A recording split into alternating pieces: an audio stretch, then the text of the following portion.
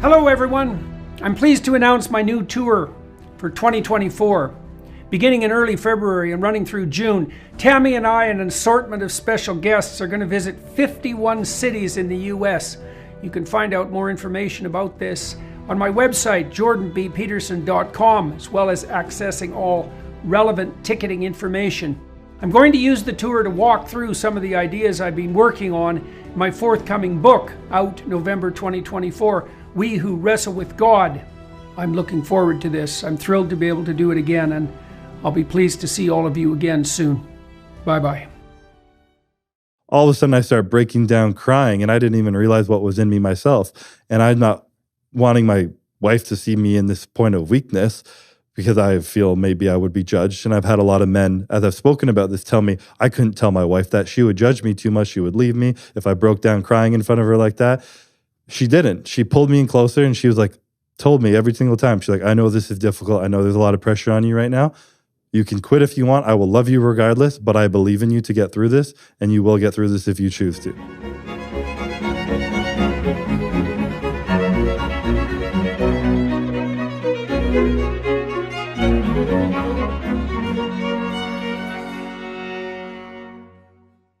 Hello, everyone. Today I'm speaking with five-time consecutive Mr. Olympia champion, Chris Bumstead.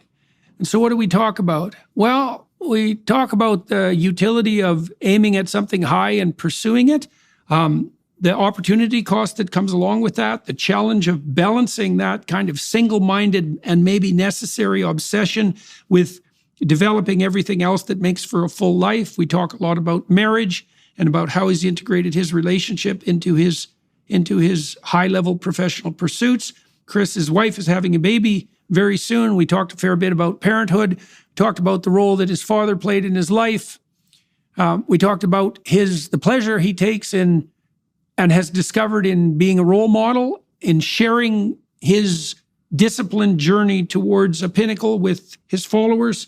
We talked about his practice of identifying the things that are impediments to his progress forward, his fears, his insecurities, his insufficiencies, his determination to face those things voluntarily, his ability to overcome those impediments as a consequence. That was particularly relevant on the public speaking and social engagement front, the way that him and his wife have negotiated that within the confines of their relationship, and his plans for the future that continues after his stellar athletic and public career comes to its particular close. So join us for that. So you made your debut on the professional stage in 2017. How old were you then? In 2017, I was 22 years old. 22. Okay, so I'm very ignorant about the domain of activity that you are engaged in. So I'm going to ask all sorts of stupid questions and to catch myself up. So what does it mean to debut professionally in the world of bodybuilding? And maybe you could also tell us about that world in general. I don't understand its structure or the hierarchies of competition, how you move up and all of that. Like, what sort of world is that? Yeah, so there's mainly just an amateur and a professional league, and it changed a lot over the years, where it used to be a much bigger deal if you turned pro, and you call it getting your pro card in bodybuilding. So you compete as an amateur, usually in your city and then in your state, and then you'll do a national level show, and that's all as an amateur. And typically when you win a national level show, you'll get your pro card. And then when you're a pro, that puts you into a brand new division where you're starting back from ground zero, and you're competing against usually older people who have been in there a lot longer, competing as a pro for years. And there's multiple pro shows around the country and around the world all year. And each one of those shows qualifies you to compete at the Olympia. And the Olympia is like the Super Bowl, just like the Olympia, it's the end-all be-all of bodybuilding. So that's the goal that everybody is chasing at the end of the day. Okay, so Olympia is the pinnacle, and you won 5 consecutive championships. And is that the right terminology? Even is it a championship that you win? What's a okay. I mean, you can call it whatever you want, but yeah. So I had won 5 Olympias over the last 5 years. Exactly. Yeah. Right. And are you the current holder of the title? That's correct. Yeah. The 5 previous years. Okay. Good.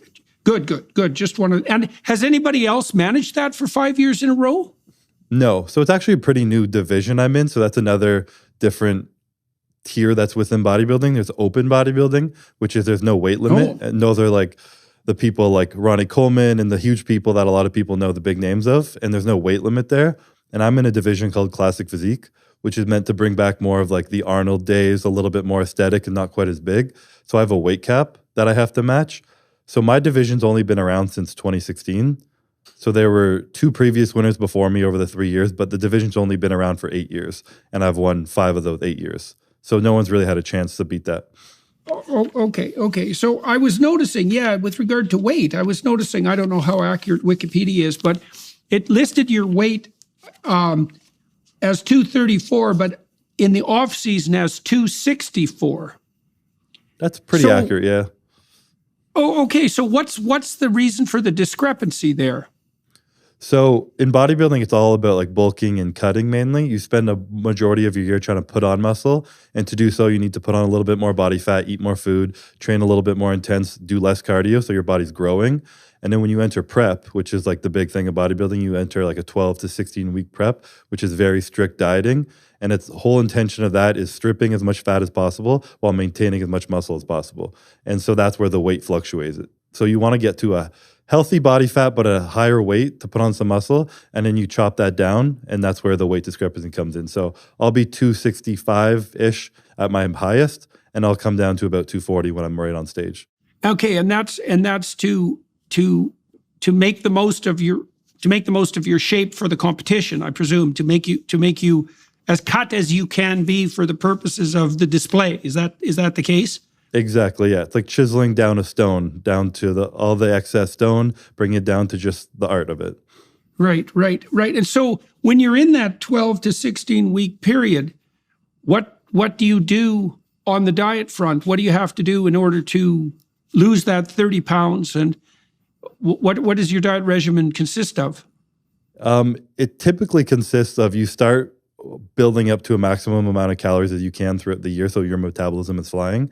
And then when you start prep, you just slowly start bringing down the calories while increasing the amount of cardio you do. So let's say in my off season, when I'm at my heaviest, I'm eating about 5,500, 5,000 calories. And then at my lowest, at the end of my prep, I'll be eating about 1,500 calories. So it comes down quite a bit. And within that, you're adding in cardio. So you're expending a little bit more calories doing that. And it's just kind of changing the energy output versus input to make sure that you're inputting less than you're outputting. I see. So it's basically, it's not so much, if I have this correct, it's not so much what you're eating at that point, it's how much you're eating, essentially assessed by caloric intake. I mean, exactly. I'm curious about this because, as you perhaps know, I have a almost entirely carnivorous diet and have for a long time. And I've been watching Sean Baker a lot on especially on his Twitter feed, doctor who's been promoting the carnivore diet. And it seems to be unbelievably useful for adding muscle mass, but also decreasing body fat content. So I was curious about, the ratio of carbohydrates to proteins, or if there was anything additional that you're doing apart from adjusting caloric intake per se. Yeah. So typically there's like a set amount of protein people will eat and it stays around then. So I'll eat about 300 grams of protein in a day. And as my calories come down, I'm normally pulling away my carbs and my fats and keeping my protein the same. So calories are coming down, but protein's staying the same. So that ratio just changes. And that's why bodybuilding is so much different than a lot of other sports, if you can call it that, because it's not just about how you perform, but it's about how you look. So typically in sports, it's like, what's going to allow me to perform the best? Whereas in bodybuilding, it's like, no, I've just got to look the best. And then I still have to go and perform in the gym as best as I can. So it's kind of balancing those two to allow yourself to be in the gym, getting the best workouts in you can. But you also can't be eating too much to perform at your best, because then you'll be holding on too much body fat. So it's kind of an art of balancing all that. Right.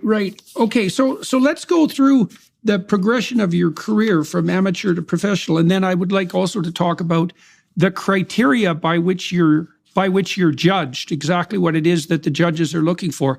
We could talk a little bit about the popularity of the sport as well. So you said when you were an amateur, there are local so what exactly are the structures of the competitions and how popular is this? So you started I believe you started weightlifting when you were about 14. Is that correct? Yeah, it was right around then. Yeah. Okay, and why did you start when you were 14, and what was the consequence of starting? I just started. I started in the gym because I played a lot of sports, and I was very athletic, but I wasn't really good at the skill of the sports. So I played hockey, basketball, football, but I wasn't great at dribbling or shooting. But I was really fast and strong. So I ended up kind of sticking to what I like. You know, I knew I was good at strengths. I was good in the gym, so I started doing that more and more. And I just had a passion for that. I slowly built that. And as sports get progressively more competitive, I started to kind of get pushed out of that. But I noticed I had a lot of unique skills in the gym, if you will. So I started to excel very well in that above a lot of people. And of course, at a young age, when you're starting to get attention from girls and see some success and put on some muscle and all that, you start to enjoy that a little bit more. It makes you like the training in the gym even more. So I put more and more focus into that, started nailing my diet, my nutrition, training, everything like that.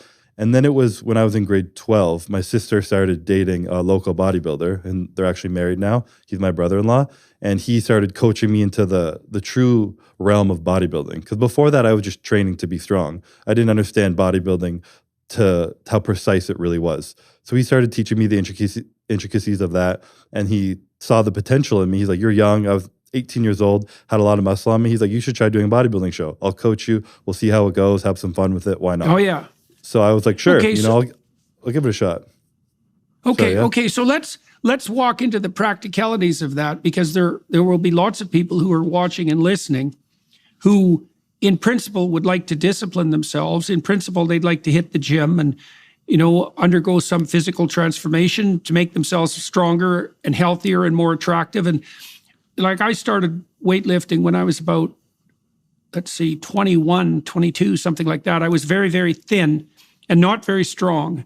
And I packed on about 35 pounds of muscle in about 2 years. I had to eat like a mad dog to do that. And there's a reason I'm telling you this. I mean, because it did a lot of things for me that I didn't understand that weightlifting would do. Now, I used free weights, and one of the things I noticed, apart from the fact that I packed on muscle and was stronger, was that my posture improved a lot. I was starting to get hunched a little bit because I was sitting and writing a lot, and it pulled my shoulders back up straight.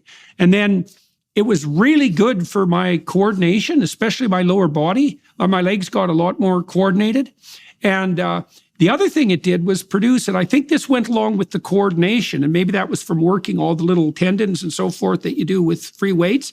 It also made me a lot more physically, confident. And I don't think that was nearly as much a consequence of the strength as it was a consequence of the increased coordination. Okay, so back when you were 14, you were already athletic. You started hitting the gym more thoroughly. What size were you? What height were you when you were 14? How were you built physically when you were that young a teenager? I don't remember my exact size, but I was like a lean, skinny kiddish. I was probably like just under 6 foot, maybe 180 pounds, 170 pounds or so. So I was never really small. And even when I graduated high school, I was about 220 pounds. So definitely noticed some of the same things as yourself. I was definitely a bit of an anxious kid, quiet and introvert, and going in the gym by myself, playing some music, just enjoying that, it allowed me to control the outcome of all that. And it was really fun for me. And obviously, like you said, you noticed as well, it builds confidence in you. Even just being good at something could build confidence in you. So obviously that was part of what I started to do. And like I said, you get a little attention from having some muscle at a young age, and that builds a little bit more confidence. And all these things started kind of trickling in my mind, being like, oh wow, I really like this. I should keep doing. If I do more of it, I'll get more of these good feelings from it. Right. Okay. So you were a pretty big kid. You're already 6 feet tall. You're pretty built. I mean, 180 and 6 feet at 14. So you had the natural physique for this. And then how did you start? Like, had you been a disciplined kid up to then? How had you done in school? Like, were you someone who had regular and good habits? Were you a conscientious person to begin with? I'm kind of wondering how you managed to develop the discipline to start working out in the gym, and how regularly were you? Walk me through how you learned to do this, and step by step, so that people listening could figure out for themselves what they would do if they decided to go to the gym, and also the obstacles. When I went to the gym, I went at McGill, And like I said, I was very thin. I was about 6 feet tall, but about 135 pounds, like very, very thin and not very strong. And one of the obstacles to me of being in the gym was that it's embarrassing even to some degree to recount, because when I was there, people would come over and show me how to use the weights. And that's friendly, but it's also very annoying. And I think I was bench pressing like 75 pounds with some difficulty at that point. And so, that's not very much weight. And so one of the things you can imagine, that when people are going to hit the gym, there's a couple of, especially if they haven't been athletic, there's a couple of things that are going to be impediments. They're going to be self-conscious. They don't know what the hell they're doing. Plus, hypothetically, they lack discipline. Now, you had the advantages of being slightly, somewhat on the larger side, and also being athletic. But how did you develop the discipline, and what impediments did you have to overcome as you were developing that discipline? Yeah, so I heard a quote the other day that stuck with me because it thought of me of this. It was, you don't start something because you're passionate, you stick with it because you're passionate. So I kind of just started it. I fell into it naturally. And like I said, as I started to see results and get a little bit more joy out of it, I started to become more passionate and put more effort into it. And every year since I was a child, I've become a little bit more consistent, a little bit more passionate, put a little bit more effort into it. So my discipline has continued to grow over time because I just stuck with something for a while and want to see how it went, and it just kind of tumble affected. But I definitely had some of the similar feelings, and I hear it from everybody about being a little anxious, being in the gym. And it's funny, it's people will come help you to make you feel comfortable, but like you said, it can almost be demeaning, make you feel a little bit like, all right, you think I need your help? But when I was young, right. Yeah. So my dad actually had one of those old sand weights. It was like a weeder bar with sand weights in the basement. And I remember setting up some boxes, filling them up with stuff and lying on it and trying to bench press on it, because it's hard to balance a bench press at first. Like you talked about the stability and all that. It's difficult. So I was a young kid in my basement doing that with push-ups and pull-ups. And that's really what got me into the whole weightlifting, building muscle thing. And that was purely, like I mentioned, just to get better at sports. I assumed if I was stronger, I would be better at sports. And then after that, I joined a gym at a young age. There was a summer program that gave kids a free membership over the summer. And I had to ask my parents to come sign me up because you had to be 16 and I was 14. So they had to come in and sign a waiver for that. And I wasn't the most disciplined kid, for sure. My parents definitely made me independent, and to have some of the free reign that they gave me to be able to go out with friends and do stuff, I had to earn it. I had to have a job, finish my chores, do my homework and all that stuff. So my parents definitely raised me to have that kind of mindset. And I grew up in a town with some good kids, luckily didn't get stuck into anything bad. And we were all my friends were very passionate about sports, and I wanted to excel. So I kept putting myself in the gym. And at a young age, I remember I didn't have a car or any way to get there all the time. My parents would work late, and I remember I would run, even in the winter in Ottawa. It would be like a foot of snow on the ground, and I'd be jogging to the gym. It was about a mile and a half, but still a decent little run in the snow. And I was just super dedicated from a young age because I loved it so much. And as I mentioned, sometimes just being in the gym with my music and that focus was just like a point of solitude for myself to enjoy. And there was a quiet gym, luckily, and I slowly learned over time that no one in the gym is looking at you or judging you. Everybody who's been in there was a beginner at some point. So they're not looking at you making fun of you. They were you probably a year or two ago. And everyone's just truly there to help out. And I've discovered that the fitness community in general is a very encouraging community, because everybody has the same experience as you. They get in, they feel better, they get some confidence. They're like, this is great. Like, I would love for other people to feel this too. You hope, if they're nice enough. And that typically allows them to be very inclusive and want people to come and join and just be a part of it all. So I found it's not as judgmental as people think once you're in it. Right. Well, that's a really good point, because part of being self-conscious in the gym is, and this is true for overweight people and for anybody who's out of shape, or for anybody who just doesn't know what they're doing, which is pretty much everybody when they go to the gym the first time, especially if they don't have as we pointed out, a history of athleticism. It's very easy to think that these people who are throwing the weights around in there are judgmental. It's really a consequence of your own self-consciousness and proclivity to self-judgment. But the fact that those people are in there working on themselves does indicate very clearly through their actions that they believe that they still have work to do. And as you said, the probability that many of them who are in there, or perhaps all of them to some degree, were in the same boat as you at some point is very, very high. And it was certainly the case that the people who were coming over to help me weren't doing it in a judgmental way. You know, that was my problem. And there's another thing to concentrate on there too. You know, one of the things that one of my favorite thinkers, psychoanalyst Carl Jung, pointed out was very, very helpful to me to understand, was that he said the precursor to the Redeemer is the fool. And what he meant by that was that if you're going to master something, the first thing you have to do is admit to yourself that you're not a master of it already, because then you wouldn't have to do anything. So you have to allow yourself to be the fool.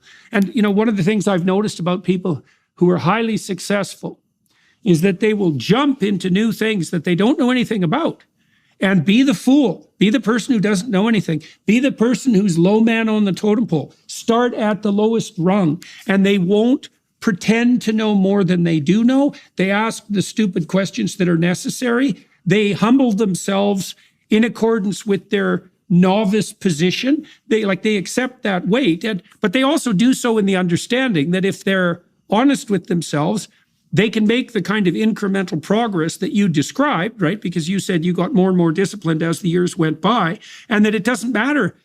It doesn't matter if you start at the bottom. What matters is that you're so stupid and blind that you refuse to learn and that you stay there, right? So it's trajectory that matters and not absolute position. And so that's a useful thing for people to know. It's like, of course you feel like a bloody fool when you do something the first time. What the hell do you expect? Mm-hmm. Like, you are a fool, but that doesn't mean that you can't move beyond that. Yeah, no, you touched on something great there when you're expanding. If it's something that makes you feel worried or anxious, or you're thinking other people are judging you, it's probably actually a reflection of yourself, something that you need to grow on. And that's something that I really noticed, because I used to be super anxious in public speaking. And I remember you've done a lot of talks on fear immersion and stepping into it and the confidence that can build. And I didn't really understand this whole mindset of all the confidence that would come from that. But I would always do podcasts or public speaking, or I started to get in some seminar events or being asked to come talk for my success as a bodybuilder. And every time I went there, I'd be Mr. Olympia walking into this thing, terrified out of my mind, like hands shaking, stumbling my words. And I still feel like that sometimes, but I've gotten better. But I realized, I took a step back after a few times. I'm like, all right, this is something I need to put myself into more to become better at it. And I started to actually plan my events to be more talking based, sign up for a few more requests to talk a little bit more in front of people. And it was terrifying at first, and I still embarrass myself sometimes. I still have memories standing on stage, stuttering, or my lisp comes out really bad and feeling embarrassed and getting off stage. But I also have a lot of memories now where I've killed a good talk and I've stepped off stage feeling so confident. And over that realm of me becoming better at something I wasn't good at, I noticed my confidence in all aspects of my life started to increase, not just in public speaking. So I think that being able to have that humility, like you said, look at yourself, be the fool, and understand where you need to grow and put yourself into positions to grow is something that has helped me immensely, and something I've taken from some of your words in the past too. If you're like most Americans, you're struggling to make ends meet. Everything is more expensive these days. By the time you pay your bills, fill up your car, and go grocery shopping, there's almost nothing left. You're using your credit card more than you'd like. And last I checked, the average credit card interest rate for Americans was 24%. That's insane. How are you supposed to dig yourself out from all of that debt? If you own a home, I want you to call my friends at American Financing right now. Interest rates have finally dropped into the 5s, which is the lowest they've been in a long time. So call American Financing to talk about their refinance options. They save their customers an average of $854 a month by tapping into their home equity and wiping out high-interest credit and debt. Think about it. $854 a month is like a $10,000 raise. What a relief that could be for you and your family. Don't wait to take control of your finances. These rates might not last long, so act today. Call American Financing at 888-804-0303. And if you call today, you may not have to make next month's mortgage payment. That's 888-804-0303, or visit AmericanFinancing.net. NMLS 182334, NMLSConsumerAccess.org. APR for rates in the 5s start at 6.406% for well-qualified borrowers. Call 888-804-0303 for details about credit costs and terms. Yeah, well, let's delve into that a little bit, because we can imagine your situation, you know, like you're a big guy and you're better built than anyone else in the world, arguably. And so what people would assume looking at you. It's the halo effect. Like if you see someone who's attractive and who's in very good physical shape and who's strong, you're going to assume automatically that every other good thing that's confident goes along with that. So that actually puts you as a, that puts you in a kind of a double bind, because not only do you have to get up and speak publicly, but people are going to assume a priori that, well, you've got this. Like, why the hell would someone like that be worried about it? And you are worried about it and public speaking is something that does terrify people. It's one of the most highly cited. It's fear of public exposure, right? And fear of making a fool of yourself and being judged harshly by a lot of people and falling in status because of it. It's a major league fear.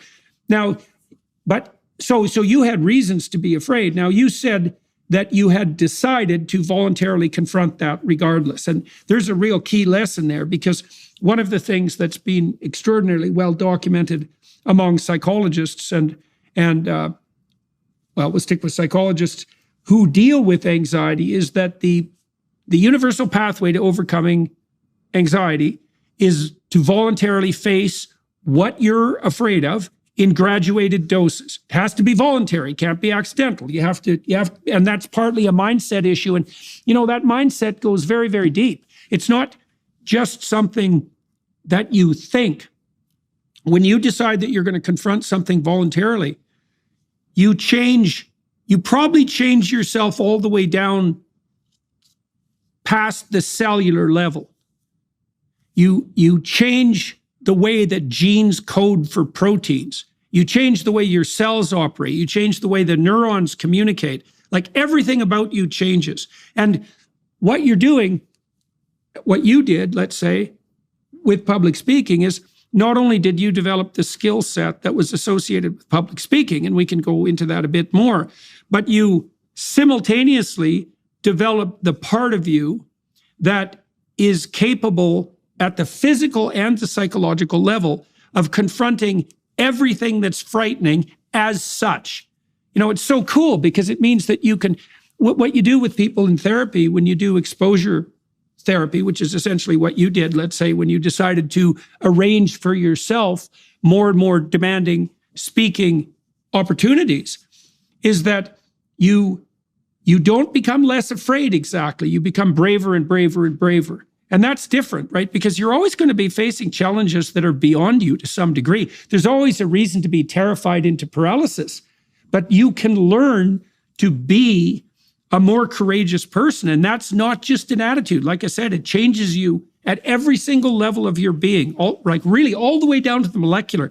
There's a lot of work done on this now in a field called epigenetics. There's even some possibility, like this is, more on the edge, but there is some possibility. Some of the changes that you can make behaviorally can change you so profoundly genetically that those changes can be transmitted to your children, let's say. So, that's really something. That's about as profound a change as you could possibly imagine. So let's talk about your experiences with public speaking. So you mentioned that tell me exactly, if you would, what it is that you were afraid of to begin with. What were the thoughts that would go through your mind that were intimidating?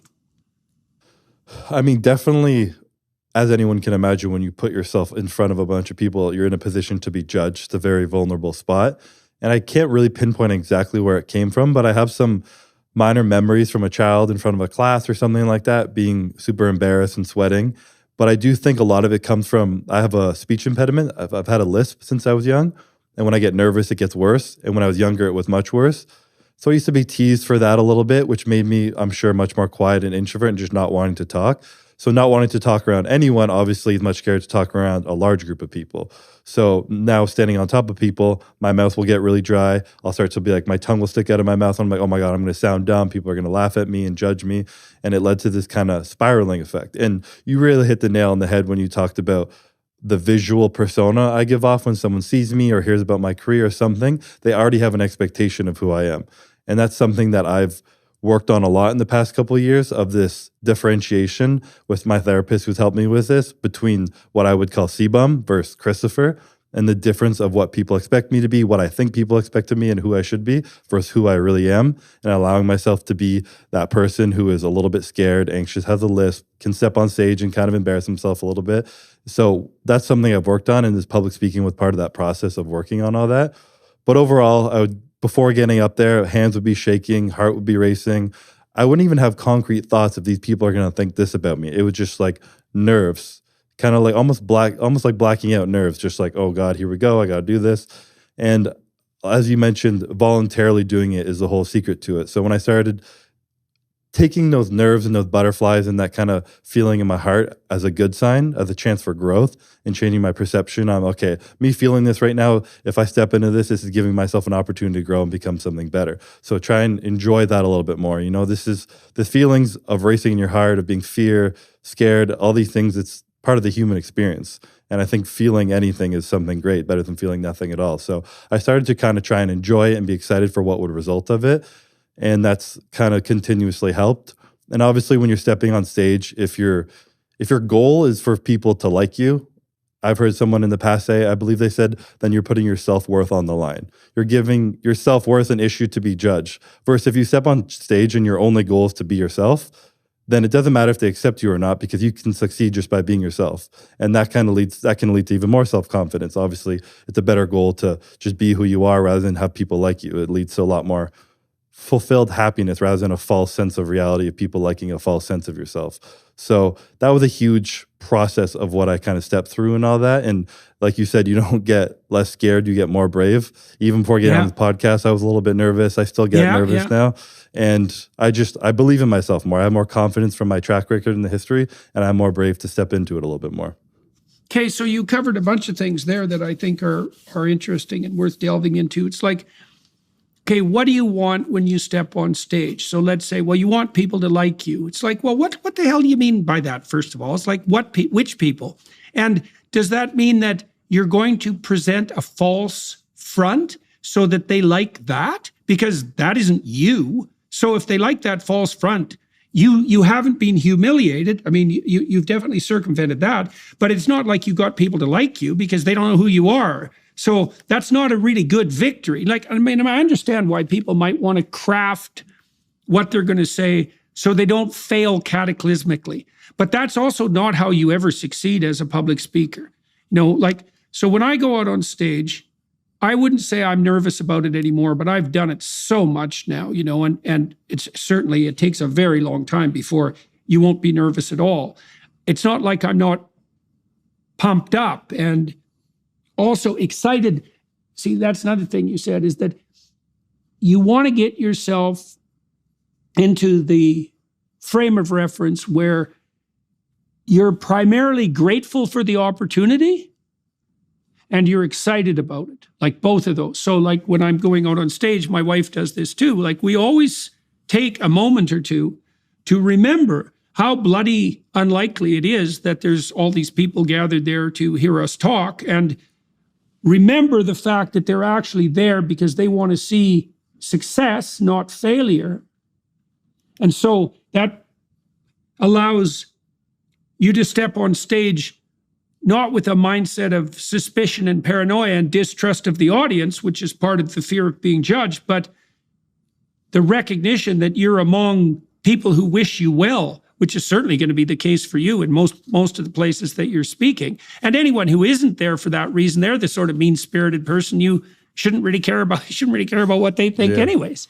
And then with regards to what you're going to say, if you're concentrating on how it is that people are reacting to you, then you're going to craft your words, as you pointed out, so they like you. But that's a false game. You could just, and this works like a charm as far as I'm concerned, is you could just determine that you're going to say what you believe to be true. It's way simpler. Like you might get into trouble for it right now and then because you're going to say things that, maybe some of the audience doesn't want to hear. But this is where you have to decide what you're going to put your faith in, and like when I'm on stage, when I'm talking to people, as far as I can manage, all I'm trying to do is to say what I believe to be true and try to make my thoughts clearer. And the thing that's so fun about that is that if I'm trying to make my thoughts clear to myself, I'm simultaneously doing the same thing for the audience. If I'm trying to track the truth as I speak and move forward, then they can come along with me, and then the whole thing works out. Like, it just strips all the deception out of it. And Chris, one of the things too that I used to tell my socially anxious clients or help them conceptualize is that if you go to a party and you're nervous, you're primarily concerned about whether or not you're at ease, like you're concerned about your mental state. But if you go to a party and you're focused on making other people comfortable and welcome, well, first of all, they'll be really bloody happy about you because you'll be attending to them. But the fact that you're attending to them stops that self-consciousness. It's about the only thing I know that really works, because you can't tell yourself just not to be self-conscious. Yeah. And so when you're going now, like when you're going on stage, or even when you're going on a podcast, let's say, what is it that you've learned to focus on? Because you're, hypothetically, you're not focusing on your sweaty hands. You're not focusing on your, because you said most of your responses are physiological rather than thought-based in terms of what's the manifestation of the fear. What are you now focused on when you're trying to communicate? I mean, part of stepping on stage, at least, as I kind of mentioned, I actually am focusing on that physical part. There was a quote from Tim Grover to Michael Jordan from when he was younger, talking about, instead of trying to fight the butterflies, just send them in the right direction. So when I start to feel those butterflies in my stomach and a little nervous, it's like, all right, this is because changing my frame of mind rather than fear. I'm feeling these because I've worked really hard to be here. I'm very excited to be here. And I'm sure anxiousness and excitement are almost the same thing. So if I can allow myself to believe how hard I've worked to be in this exact position, how long I've waited to hear, and of course I feel nervous and excited because this is really important to me. So feel all these feelings right now, because I compete once a year. So all my year is working towards that one day. And on that day, I want to feel everything I can rather than numb anything out and avoid it. So I'm like, this is part of this experience that I'm going to remember. Feeling nervous. And I've done this. The history helps me. I've done this 5 times. I've won 7 times I've been on the stage. Now I can step on the stage with experience, and I can have these nerves, and the nerves are going to fade, and I'm going to be left out there purely being present and joyful, feeling all of it. And I've just had that experience to go through it. And a lot of it has come from doing it numerous times. The work I'm doing outside, believing in myself, and that kind of change of frame. And I mean, the understanding that fear, anxious, and excitement are so similar that you don't need to focus on it being anxiety and bad. Rather, it could be a good thing. Yeah, well, okay, so when you confront something new, let's say an opportunity on stage, especially if it's a high-stakes opportunity, what your body basically does is put itself in a position where you're more primed to do everything. And the psychophysiologist call that heightened non-specific arousal, right? And so that's really what you're referring to. And what your body is doing is it's saying, well, this is a complex situation. God only knows what you're going to be called upon to do. So let's just crank everything up so that you can respond rapidly if that's necessary. And that can easily tilt into anxiety, or it can shade into excitement. It's much more likely to tilt into anxiety if you start to get afraid of those responses, right? So you've learned to reframe them, as the kind of excitement that you described. People fall into these feedback loops. This is what produces panic, by the way, where you're afraid. You see that you're afraid, or at least you interpret that emotional state, let's say, as fear. You get afraid of the fear. That makes the fear mount. Then you get more afraid of that because the fear has mounted more, and you just spiral, right? And that can turn into a full-blown panic attack. And so, okay, so you've learned instead to attend to that and to, I would say, interpret it in the best possible light, right? It's a realistic light, but it's the best possible light. And you also pointed to something else that everyone should know. See, here's one of the things that people do that tilts them very hard toward maintaining or increasing a phobia, or even something like fear of public speaking.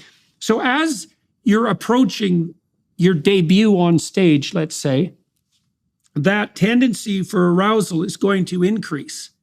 And it's going to increase to a maximum, generally, right before the event begins. Now, I'm sure you've observed this. If you don't run during that period, see, if you run during that period, then you've learned that the event is terrifying. If you wait that out and you actually go ahead with the event, what you'll find almost inevitably is that that high level of arousal will decrease once the event begins. And then you can see, you've learned, like through practical experience, that if you just withstand the anxiety, it will decrease. Now, you made allusion to the fact that even in the bodybuilding competitions where you're not speaking, maybe you can differentiate that for us. I mean, you said to some degree that you were worried about being judged as a speaker, but then, of course, when you're on the stage, you're being judged on the basis of your physique and your performance. And so obviously it isn't judgment per se that's causing you to be nervous. It's more, and that's where you referred it to some of the things that had happened in your childhood, for example, a proclivity for a lisp a bit, and the fact that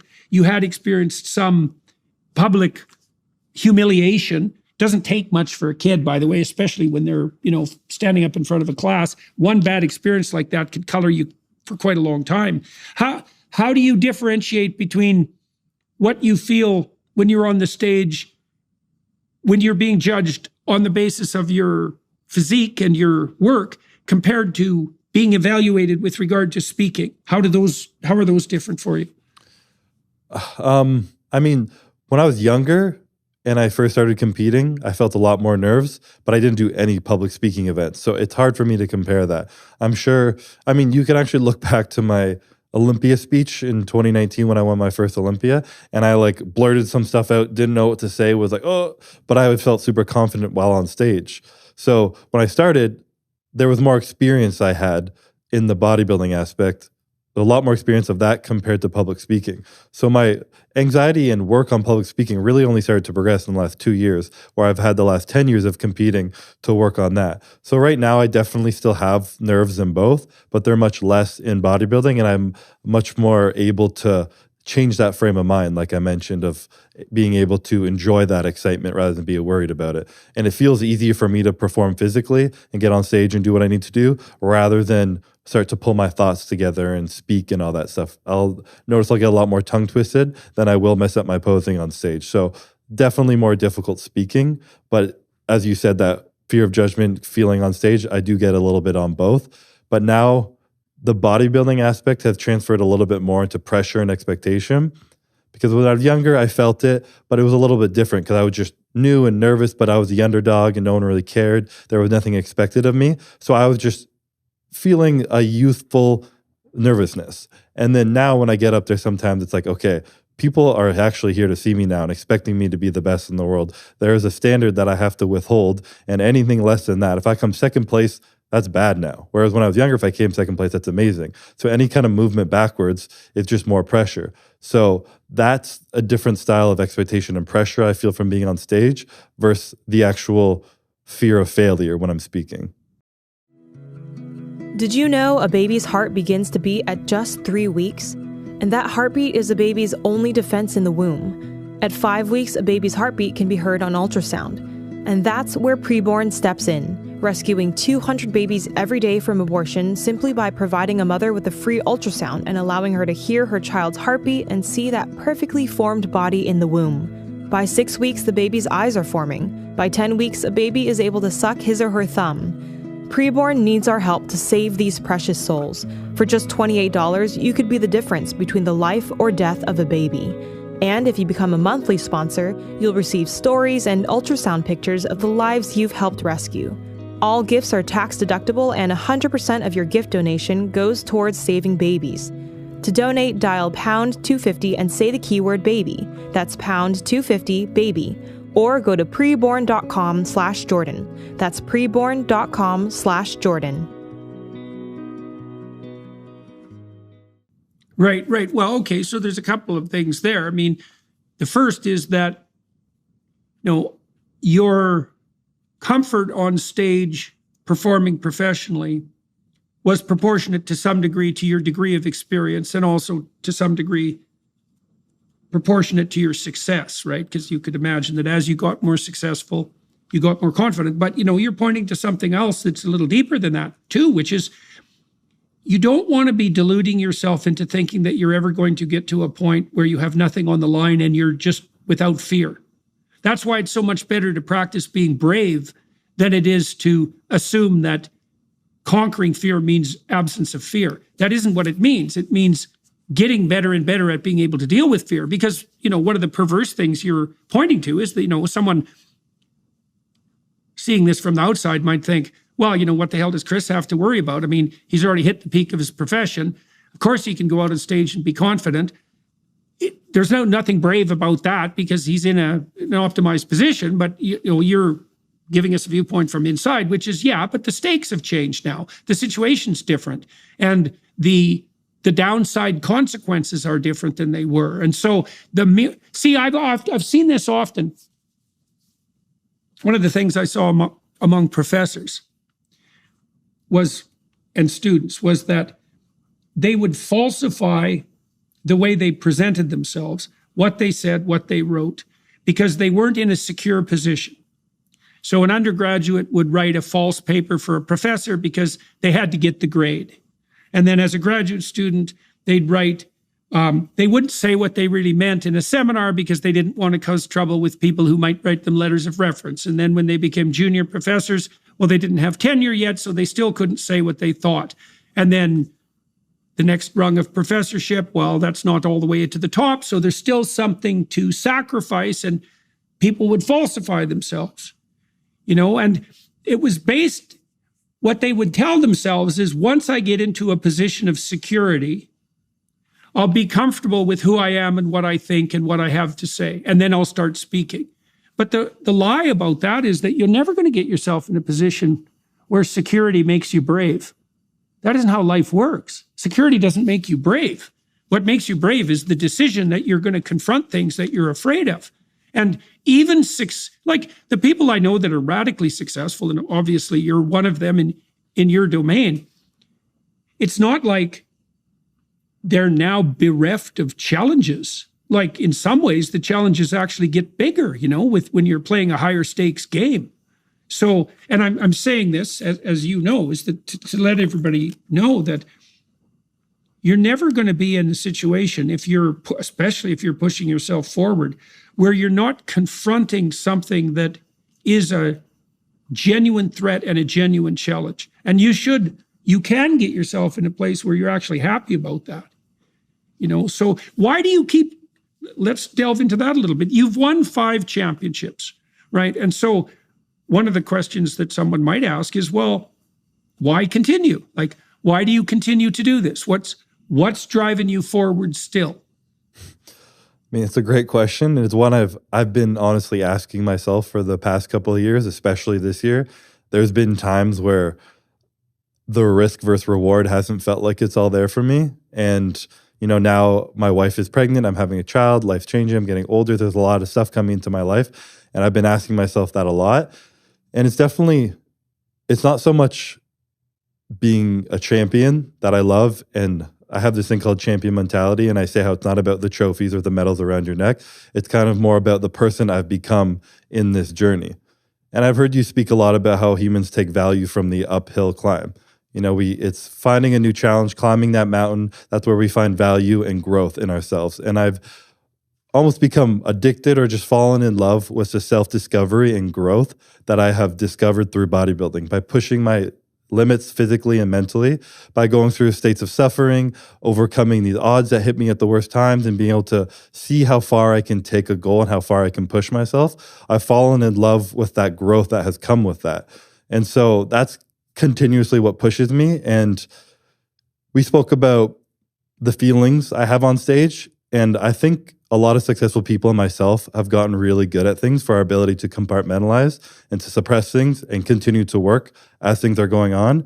But what I realized from a young age was that if I suppress things, compartmentalize, and push them to the side for too long without keeping them back up, I start to suppress everything. So the kind of thing I said at the end of this year was, if you numb the bad, you numb the good. You start to numb your whole life and you start to feel less and be less present. And I didn't want to be that person anymore. So partway through my career, I was like, I'm winning, but what I feel is relief that it's over at the end. I want to feel joy. I want to feel the fear and anxiety before and the joy afterwards, all of it, rather than nothing. So that was a huge transition that I've pushed through in the last few years. And it's pretty cool because I've documented a lot of my preps.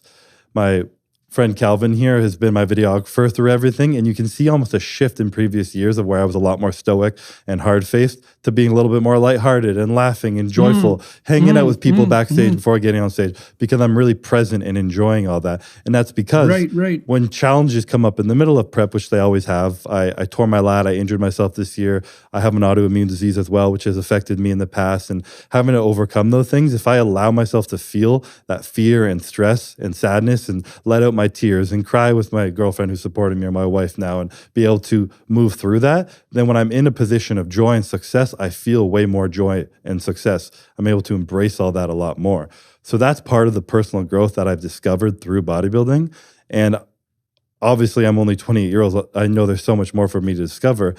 Part of me is almost worried, if I step away from this mountain, am I going to have something challenging enough to continue to push myself enough to grow? And obviously, I believe there is, especially fatherhood is going to be a whole new challenge that will teach me a whole new lessons. Yep, definitely, yep. But honestly, even a question I could ask you is, because you've mentioned it's the uphill battle that brings value. And when you reach the pinnacle of that mountain, what you want to see is another higher mountain in the distance for you to accomplish. Yep. But what do you do when the previous years have felt like Mount Everest and just a lot of suffering, a lot of difficulties, a lot of pain you've had to push through, a lot of joy as well. But you almost want to step back and be like, okay, do I need to find a higher mountain than this, a more difficult challenge to continue to grow and to find more value? Or can I maybe find a more lateral mountain, a sideways movement rather than an upward movement? And I mean, it's a question where I think some of it, look, you could imagine that there are a variety of really quite qualitatively different mountains to climb. The height might not be so much the issue, although it's one issue, as the diversity of the climbs. So imagine there's two ways of making progress, right? You can go up a more and more difficult terrain, which you've already done with the Olympia contest. You went up a very difficult mountain, a very steep mountain, all the way to the top. But then, now you're at the pinnacle, you could look around and you could see, oh, well, there's all sorts of different places to climb. Okay, and one way of becoming a better person is to do something very difficult and to attain a pinnacle. But another way to become a good person, like a fully fledged person, is to take on a lot of different challenges. And you don't have to be like every single challenge that you're going to undertake doesn't necessarily have to be another Mount Everest, right? Because there's something to be said for many different climbs. Now, in your own life, you mentioned two things that are right there in front of you. I mean, the first is that you're going to be a father. Okay, well, that's going to keep you busy. That's a bottomless well. It's an opportunity and a challenge, and there's no limit to how good you could become at that, right? There's no limit to how good a mentor you could be to your son or your daughter.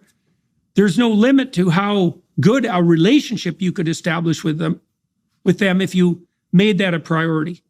So, that's something right there that could easily occupy like a third of your life, because it's a big deal. And that area of opportunity will grow up even more if you have more kids, right? Because, well, then there's more challenges of that sort. And then you also have your marriage, right? And that's one of the things I've discovered with my wife, and this has really become more tangible for us in the last few years, because both of us almost died.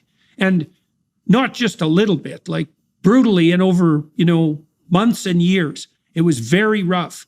And one of the consequences of that was, like, we were apart, really, because of our various illnesses, we were apart for something approximating 2 to 3 years, depending on how you look at it.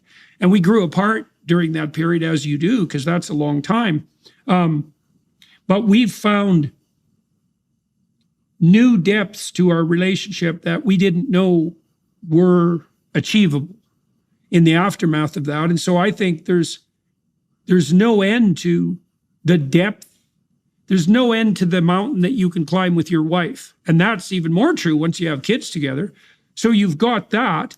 Now, you also said, you're working on your ability as a public communicator.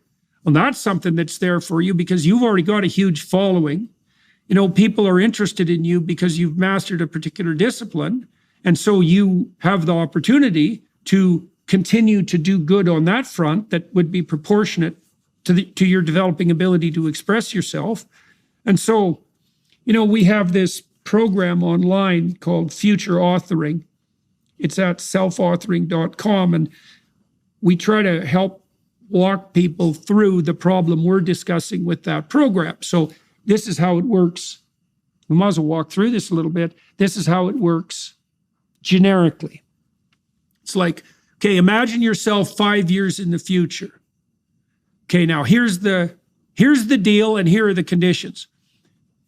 The condition is you have to imagine yourself as if you were trying to take care of yourself like you were someone you cared for. So you could imagine someone you care for, like your wife maybe, and you could think, okay, if I cared for myself like I cared for someone I loved, what would I want for myself 5 years from the road? What sort of person would I want to be? What sort of challenges would I be facing? What would I have around me? How would I like my life to be? But more importantly, what sort of character would I like to be? And then you have to ask yourself that, you know, and you'll get a vision. And some of it'll be concentrating on the remediation of your flaws, because maybe part of you will go, well, you know, here's some of the things you do wrong that you know are wrong, and here's ways you could sort that up and out and clean it up. You know, you could become a better public speaker, for example. You could take note of the things you're afraid of and that you're avoiding, and you could decide that you're going to face those and fix them. So that's, and then on the other side, you'd say, well, you know, what are you interested and excited about that you could pursue? And so you want to develop a vision, and it's really, you do that in dialogue, honest dialogue with yourself. It's like, okay, I'm taking care of myself. What do I want? And then we broke it down in this process, because if you ask someone what they want for their life, that's a pretty hard question. You know, it's so open-ended, it's so large. But then you can differentiate it, you know. People used to come to me as a therapist or as a professor, and they'd say, well, I don't know what to do with my life. You know, I'd say, well, what do you want? Say, well, I don't know what I want. I don't know what to do with my life. It's okay, fair enough. If you don't know what to do with your life, look at what other people do that works, and maybe think about how you're doing there. So you could imagine this. What sort of people do you want to be surrounded by? You know, what sort of friends do you want? And what can you offer those people? How do you want your family to be functioning? That'd be your wife and your kids, but also your extended family. You know, how could you repair those relationships or make them grow? What educational opportunities could you pursue? You know, how are you going to take care of yourself mentally and physically? What occupation are you going to pursue? And how are you going to make that thrive? And what are you going to do with your life outside of your work? And then, more broadly speaking, you might say too, how could you be of the broadest possible service to other people? Now, each of those is a microvision, right?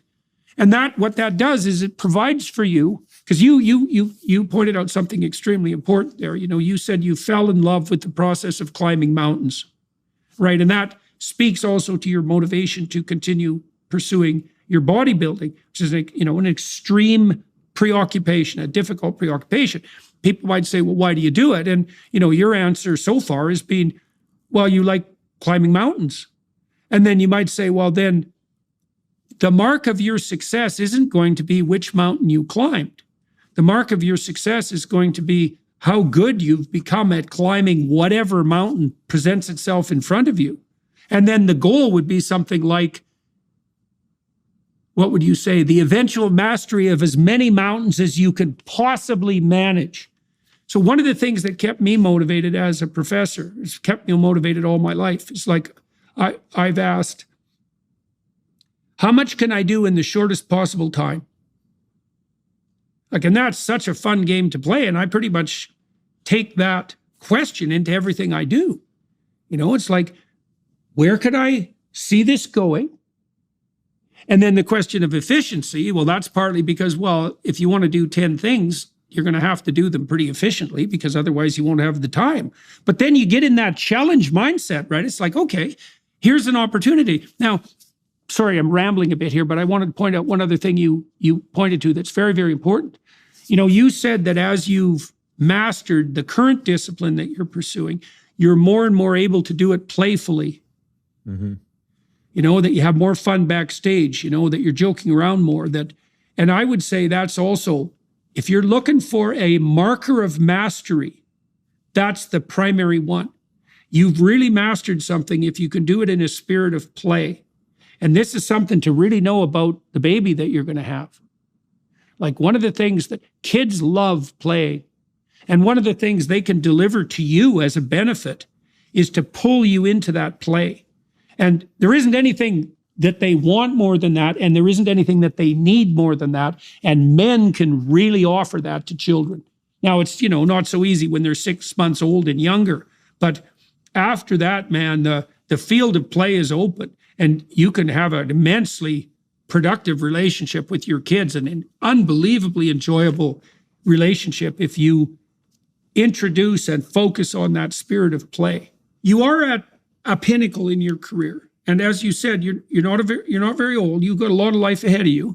Like, what do you think? And you talked about fatherhood in your marriage. What do you think is beckoning to you and also calling to your conscience? Like, where do you see your life progressing? I know that's a complicated question. Yeah, for sure. I mean, I've always been pretty transparent that bodybuilding isn't forever for me. I'm grateful I got successful at a young age so I can retire at a young age. I always said I wouldn't go past 30.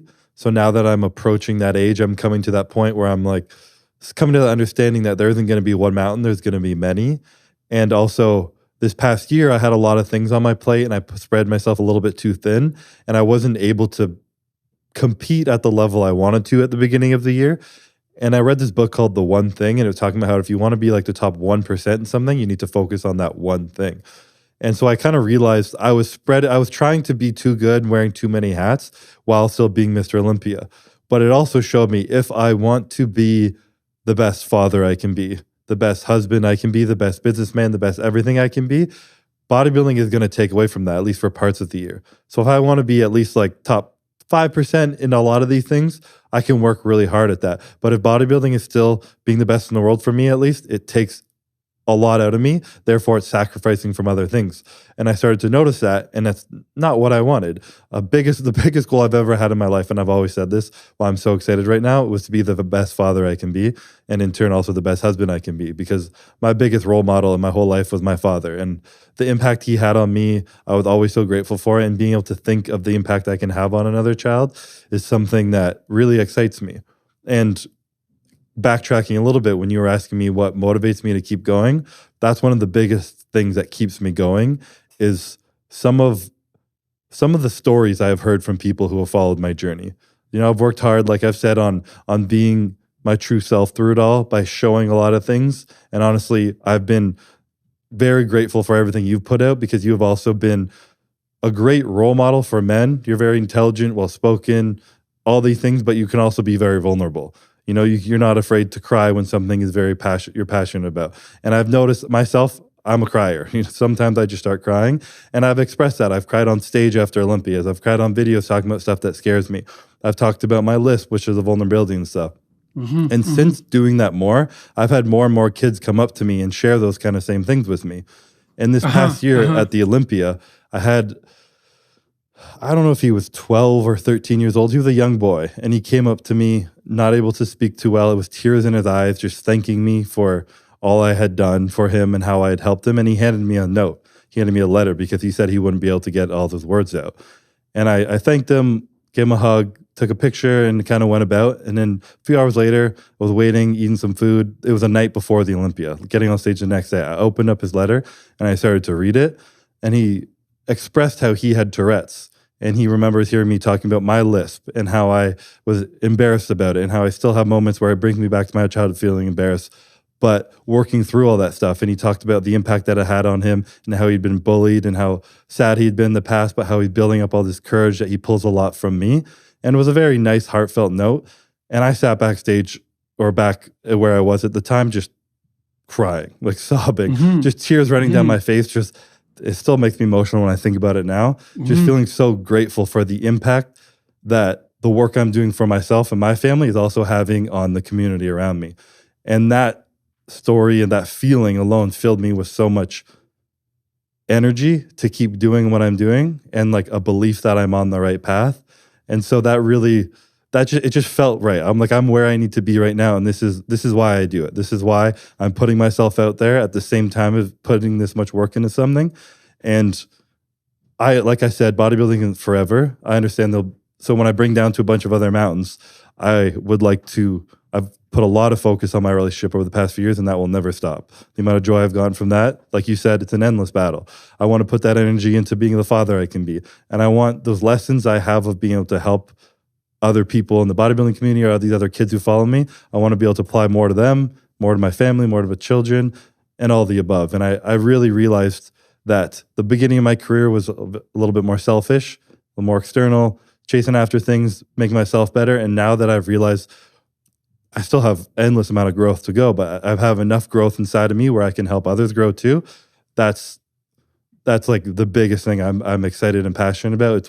It's kept me bodybuilding, at least for the last year.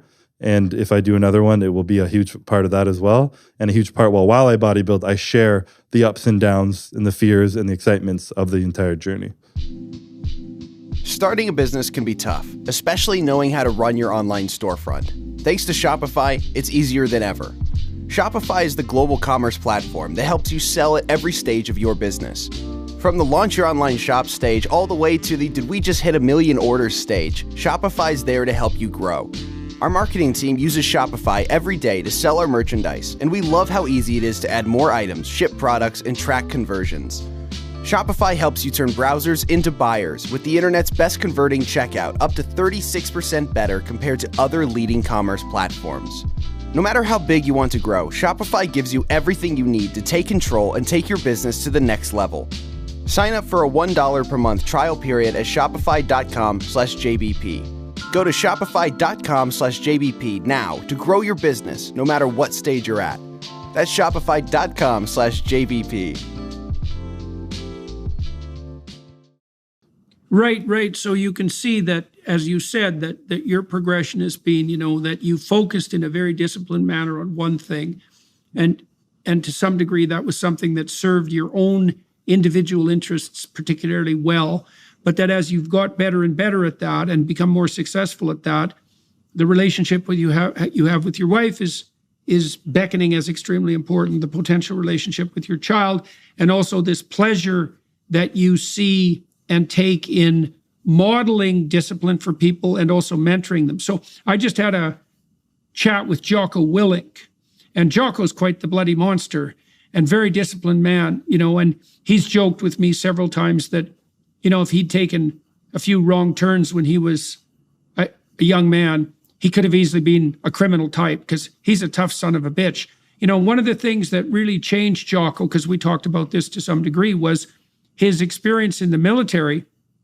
And I think he was interested in the military to begin with, perhaps for some of the same reasons that you were interested in bodybuilding. It was the personal self-development element of it. But what he learned as a leader in the military was that he had the opportunity to model appropriate conduct for other people and to help them develop. And he said he didn't ever find anything that was more meaningful than that.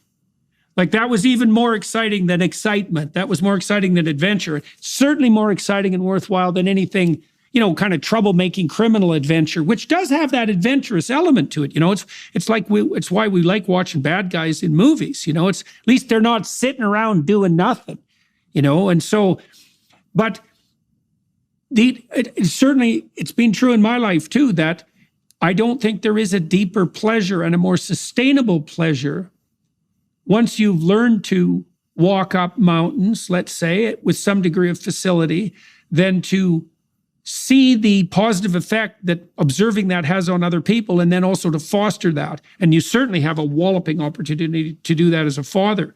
And then, I want to talk about a couple of things. You also mentioned, this is a particular conundrum that men have, I would say even more than women, but to be extremely successful at something, the top 1%, you said, and you're actually above that in your particular discipline, you really have to be hyper-focused on it. Like the great scientists that I've known, I worked at Harvard for 6 years, and the senior professors there, I was an assistant and associate, not a full professor. The full professors were guys who were at the pinnacle of their career, and they were at the pinnacle of that type of career, period. Because Harvard would go around the world and find those, mostly men, and aggregate them together. And so then you might ask, well, what do you have to be like to be someone like that? And the answer is, well, being smart, that's like pretty necessary. And that's kind of a gift that's given to you by fate and God. Like you can interfere with it, but if it's not there naturally, it's a real impediment. It's sort of like height, if you don't have it, there's not a lot you can do to get it. But then insane dedication is the next thing. Like if you want to be the best of the best, you're going to be working flat out like 16 hours a day, 7 days a week, hopefully not exhausting yourself, because you're in one hell of a competitive environment. And there's real utility in that, especially for men, because if you get really good at one thing, there's the cascading benefits that you pointed to, for example, when you started to work out in the gym when you were 14, that you were getting more, you get more attention from girls because of it. Mm-hmm. So, but the price you pay is that it's harder to do many things at once. And you said you've come to realize that if you want to compete at the highest level, there's opportunity cost there. That's going to make it more difficult for you to be, 100% committed to the other things that you have to do and want to do. It's hard to get that balance right. And, it's probably the case, I don't know this for sure, but it's probably the case that as you move forward and you step back from this particular obsessive concern, that you'll have the opportunity to grow, let's say, in a more balanced way and to pull out of that a more comprehensively developed personality.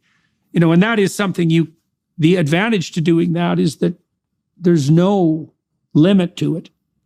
I don't care how good you get at public speaking, for example, you could still get better. And I don't care how good you are as a father, there's no limit to, because you could be a father to a lot of people, as you found out, when that kid gave you the note, not least when that kid gave you the note. So, that's definitely an exciting horizon of opportunities.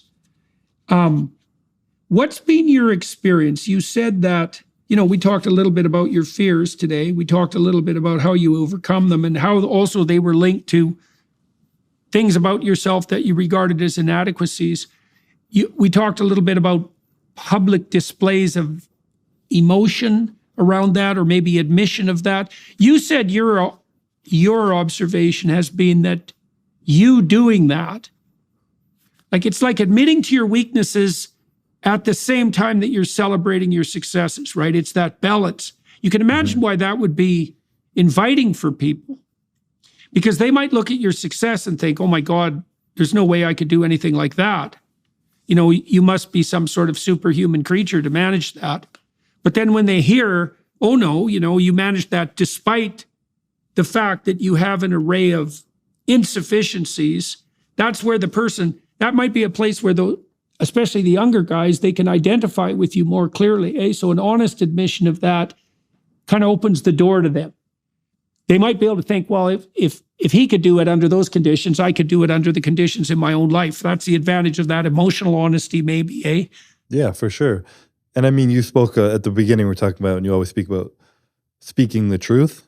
And I almost fell across this way of living by accident, because when I would be nervous, all I could think of to do was to speak the truth. And if I was on stage and I was nervous or something, I would just start by saying, I'm up here and I'm really anxious right now. And people would be like, oh, like that relatability, he's human. Like they start to see past that. And then I lighten up a little bit. There's no more falsehood I have to put on pretending like I'm not anxious or something. So that really helped me a lot. And yeah, it's been a process for sure, but it's helped a lot. And like you said, a lot of people have viewed me. It's funny, there's an internet term people call, and they started calling me a dad in the fitness industry. And it was quite ironic because I wanted to be a father so bad. And that's when I really started to realize the responsibility that came in the position I'm in. And I mentioned the champion mentality, and I use that as kind of a brainstorming topic I continuously go back to and adjust what that definition means to me. And I grew up looking up to people like Kobe Bryant, Michael Jordan, Tom Brady, all these high-level athletes.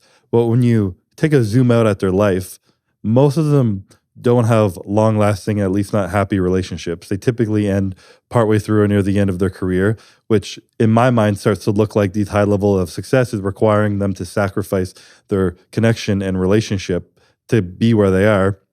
And I started to realize that's not what I want. And the rule I have of champion mentality, it's not about any rules to it. It's just about how you do it. I can do it and I can make my own rules. As long as I'm feeling like I'm winning, I'm progressing, I'm growing. It doesn't matter about the medals or anything outside of that. It just matters the progress I'm making. And so I wasn't willing to sacrifice my relationship. Or if I started to sacrifice my relationship, I would pull back from bodybuilding. I had a few more guidelines that I wasn't willing to give up on. And seeing the responsibility I have to people looking up to me, I believe that younger kids looking up and chasing success long-term are going to be happier while still focusing on connection and meaningful relationships without sacrificing those just to become successful. Because anyone can see it. That if you're at the top of the mountain alone, you're alone. Right.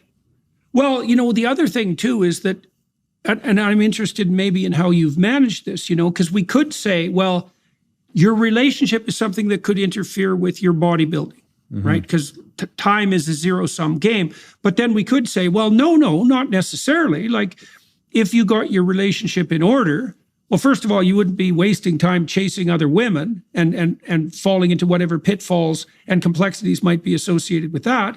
Plus, you could ally yourself with someone who was there for your support and who was along with you for the ride, assuming that she could find a way that would also fulfill her own goals. So, and that's a better vision, right? I mean, it's certainly the case since I've hit the road in 2017. My wife and I have negotiated and searched to find where she fits into that, not shoehorned in, and not as a necessary accompaniment, not that at all, but in a way that would bolster the entire endeavor and also keep the relationship strong. So how long have you been with wife or fiance or wife at the moment?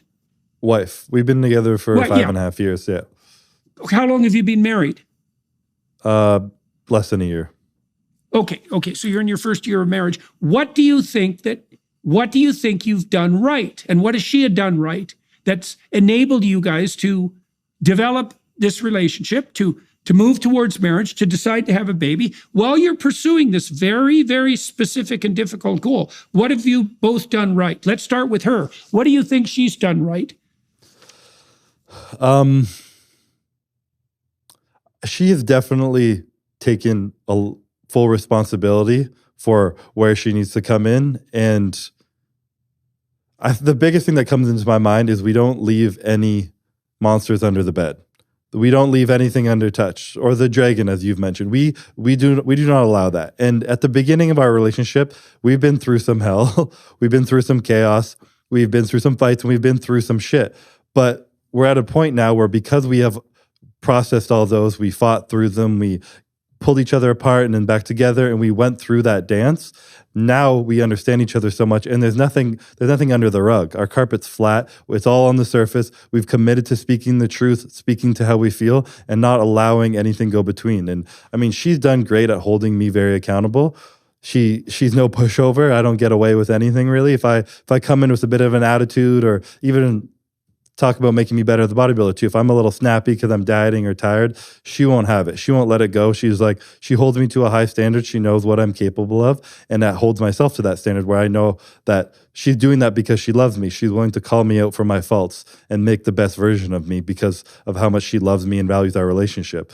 And I think that ability to communicate and to work and battle through the problems rather than push them aside and move over and wait till there's too many of them piling up to face, it's allowed us to, like I said, we've gone through some fire in the past, but now we're in such a stable place where when I found out she was pregnant and we're getting married, there's no fear, there's no what ifs, there's no, oh my God, there's just pure excitement and absolute confidence and trust. Oh, that's because great. We know we that's can great. Get through it together, anything.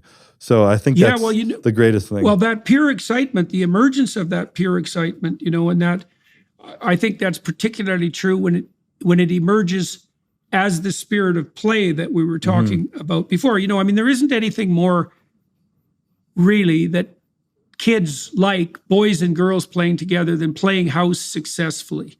And that's a game for kids. But if you do it right as an adult, it's a game too. And you could imagine that if you got all the monsters out from underneath the rug and dispensed with them so they weren't cluttering up your house, that you could do something like entertain the possibility of having a family in almost nothing but a spirit of excitement. So I think, the other thing I've noticed is that if you clear away all those lurking skeletons in the closet or dragons under the carpet, then that spirit of play can emerge, right? And then that's when your relationship is optimized. What do you think? How did you guys go about jointly determining that you were going to face the issues, your own personal issues and the issues in your relationship, instead of pretending they weren't there? And how did you negotiate your commitment to the truth within your relationship? I think it was a bit of a dance. When we first met, she had a much more difficult childhood than me, and some stuff that she was processing still, and those were more on the surface. And I was the one looking back at my past with rose-colored glasses, thinking I had it all good, and my stuff was a little bit deeper under the rug. And so as stuff started to come up, I think part of it comes from myself. I grew up in a family that wasn't always great at communicating about things. And so when I was entering a relationship, I wasn't going to have the same thing. I was going to make sure everything was spoken about and brought to the surface and worked through. And at first, she didn't love that about me. It wasn't always fun, but it allowed us to continuously grow stronger and build trust. And as I started to see the worst of her, and she started to show me the worst of her, and I started to show her the worst of me, and we realized we were still together and we weren't running away from each other, we started to build a lot more trust. And it's like, okay, I can show you my deepest, darkest self that no one else gets to see, and you still love me. Like, that's powerful. And the same with me. That's a good deal, yeah. I know for a fact that she's allowed me to be all of myself. She's seen me at my weakest, at my worst, and all these things, and she hasn't run away. She's pulled me in closer. And you talked a bit about relationships not sacrificing or taking away from success, but actually being able to add to it. And that's where she's really helped me, because she has understood so much of it that she has pulled out all the realness in me. And as I'm trying to feel and process emotions, she would be able to see on my face if something was like off. And she would ask me, "Are you okay?" And I'd be like, "I'm fine. I'm good." And I'm very good at hiding that, but she's very good at seeing it now. And she would ask me 10 times, "What's going on? What's going on?" Pull it out. All of a sudden I start breaking down crying, and I didn't even realize what was in me myself. And I'm not wanting my wife to see me in this point of weakness, because I feel maybe I would be judged. And I've had a lot of men, as I've spoken about this, tell me I couldn't tell my wife that. She would judge me too much. She would leave me if I broke down crying in front of her like that. She didn't. She pulled me in closer, and she was like, told me every single time. She's like, "I know this is difficult. I know there's a lot of pressure on you right now. You can quit if you want. I will love you regardless, but I believe in you to get through this, and you will get through this if you choose to." And she instilled that confidence in me. And it's that dance we've had back and forth, where it started with me pulling it a little bit of her, and then now that she's in a much better place, she's able to start pulling the things out of me, and we show each other the dark sides, and we've pulled each other closer and closer over the years to now this point where we have this pure excitement bringing a child together, which is the ultimate form of connection and trust that you need. It's the most beautiful thing, and it's something that I'm very grateful to share, because nothing's more meaningful in life than getting to share these experiences and these moments I have with someone who loves you and sees you for all of who you are. Yeah. Well, that was all good, Chris. I like that story a lot. It has the ring of truth about it. I really like two things you said. The first was, it's so interesting, because you said that when your relationship started, her issues, those would be problems that she brought to the situation that had remained unsolved to some degree. That's what baggage is. It's like impediments to people's development that they haven't been able to overcome or conceptualize properly. You said hers were more on the surface, right? And so you played the role of the person who was willing to confront those, and you guys got through them and dispensed with them, and then things turned around, eh? So because once she got better at that, the things you said, the things that were about you that were perhaps not as evident on the surface, those started to emerge and could be dealt with, and so that's cool. And I think it's realistic. I don't think it matters in a couple where you start delving into problems. You delve into the problems that make themselves manifest. If you do that honestly together, you'll end up dealing with all of the problems, right? It doesn't matter whose they are. They're gonna rise up and you're gonna be able to confront them. And then you said that having done that successfully, partly because she is bonded to you in this vow, she isn't gonna run away when she sees the parts of you that aren't everything you might hope they would be at that moment. And that means that what that actually means, instead of making it worse, it means that you can actually admit to and confront your problems so that you have some possibility of solving them. Because, it is humiliating in the true sense to notice that you had a problem you didn't even know you had, but it certainly gives you an opportunity. Then it's there, man. And then you guys can take it on. And you concluded all that by saying that there isn't anything better than having the opportunity to share your success with someone you love. And I actually think to some degree, if that's not the fundamental benefit of marriage, it's certainly one of the benefits. Like working through your problems jointly, that's a major one. And whatever pleasure you get out of each other's company, that's a major one. But this ability that a long-term relationship has to allow you to, it deepens your experiences, the fact that you have someone to share them with. It makes your own triumphs much more real and much more profound to have someone along for the adventure. And then you also have the same opportunity in relationship to their successes. That's a good deal. For sure, yeah. And especially as I was talking about her pulling out those fears and the things in me that I'm holding in and seeing all of that and truly seeing all of me and everything that it takes to become Mr. Olympia or to get through whatever I'm getting through, and then be together at the end and to step off stage and go behind the curtains and to see her there looking me with tears in her eyes. I'm getting emotional now thinking about these moments and being able to embrace her. And in that moment, feel that this person you're holding who you love has seen the entire journey with you. You don't feel alone at all. There's no like standing on stage being like, you don't know what I went through. No, she's seen and she felt everything I've been through, and she was beside me the whole way. And therefore we are both able to feel this victory together. It's hers as much as it is mine. So that's, as you mentioned, there's nothing more beautiful than that. Right. Well, that's the most real part of the whole celebration, because you get the award and you get the public acclaim and you get the triumph, but if you've been honest with your wife and all of the problems that went along with that, all the obstacles that went along with that have been laid out and you overcame them jointly, then the true celebration in the deepest sense is actually the one with her, because she knows the story better than anyone else. Mm-hmm. Yeah, absolutely. Yeah, that's a good deal. That's definitely a good deal.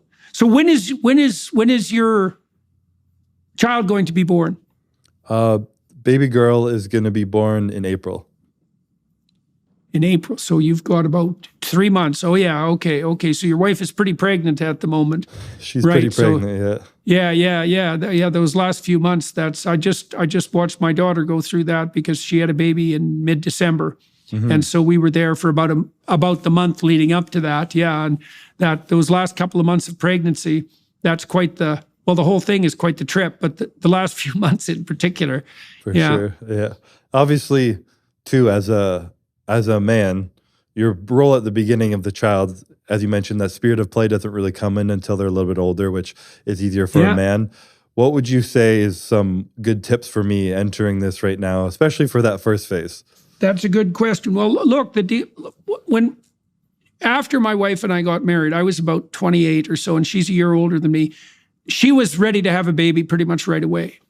And I still wasn't firmly situated in my career, although my prospects were good. I wasn't worried about it. And I wasn't in a hurry. But she was more in a hurry. And I thought, well, I don't want to stop her from doing something that she wants. So why am I resistant to this? So I went for a walk and I thought about it. And I thought, okay, well, I have things to do to finish developing my career, and I have to do them right now. I was finishing up my PhD, and like, I have to do that. There's no way around that. And so nothing can interfere with that, because that's not going to be good for me or for my family.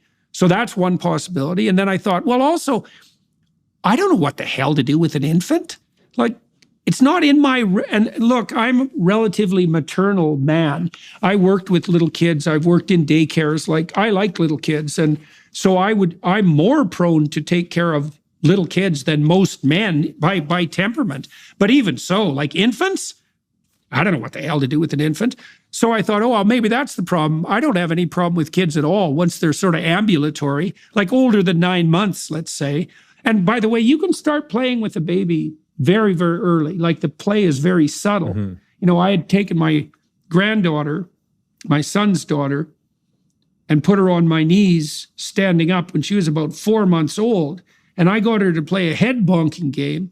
You know, I'd bring her forward and bonk my head on hers. I go 1, 2, 3, bonk, like really lightly, obviously, and then wait, because babies are slow. Their pace is slow. 1, 2, 3, bonk, and then I did that like 5, 6 times, so she knew the pattern. And then I went 1, 2, 3, and pulled her forward, but didn't bonk her, and she laughed. And I thought, hey, kid, you got the game. You know, you establish that little pattern and then deviate from it. That's the game. It's like peekaboo, too. You know, it's like, it's a surprise. There's a bit of surprise in it. So you can start playing with a baby very early. It's very subtle to begin with. But I would say, so know that you can start playing and interacting very early. So, and that's a good thing to have at the back of your mind. And that ability to play just gets more and more important as the baby gets older. But I would also say that your role is to take care of your wife while she takes care of the baby. So that means you got to watch her, because this is going to tire her out. Like, it's a full body experience for a woman, right? I mean, first of all, she's pregnant, and that's a hell of a thing, especially in the last month. Then she has to give birth, and you know, I think that's something men have no real comprehension of. And then she has to recover, and then that baby is like desperately vulnerable and requires everything the woman has to provide for the first 2 months, and pretty much absolutely for the first 6 months. So you got to stand in the background, and you got to watch her, and you got to make sure that she doesn't get overwhelmed, because that's when you need to be in there. You need to go in and say, look, you know, you need a rest. You need to have a nap.